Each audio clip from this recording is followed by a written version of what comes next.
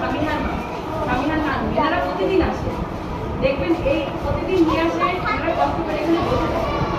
এই বসে থাকার জন্য কিন্তু তাদের বাচ্চাটা অন্য বাচ্চাদের তুলনামূলক রেজাল্ট অনেক ভালো করে। এবার ও 350 এর ভিতরে 347 নাম্বার পরে মাইস কথা বলে শোনো।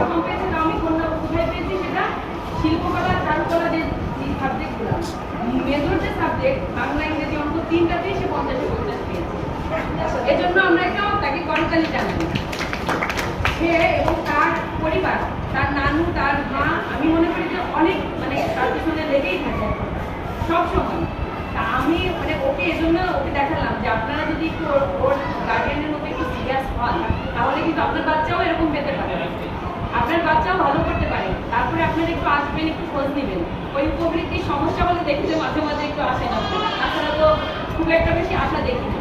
তারপরে বাচ্চারা এই যে উপস্থিত হয়, ঠিক আছে, কিছু কিছু বাচ্চা আছে যারা খুব অনিয়মিত, তাদের কি হয়, আমি ক্লাসে প্রতিদিনই ওদের চেষ্টা করি সব কিছু লেখার জন্য, বিশেষ করে যে জিনিসগুলো ওদের আয়ত্ত থাকা দরকার, কবিতা বলেন, শব্দের অর্থ বলেন, বাকিগুলো প্রতিদিন আমি চেষ্টা করি ওদের স্কুলের থেকেই আমি লিখে ওটা ক্লিয়ার করে দিব, যাতে বাসায় গিয়ে ওদের খুব একটা বেশি ধরা না লাগে। কিন্তু না, একেবারে যদি আপনি না ধরেন তাহলে কিন্তু সামনের মতো রেজাল্ট করতে পারবেন না।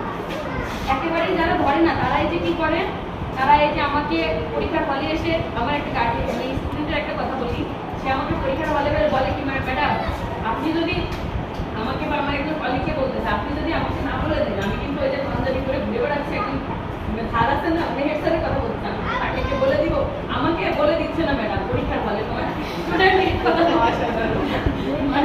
তাহলে চিন্তা করে যে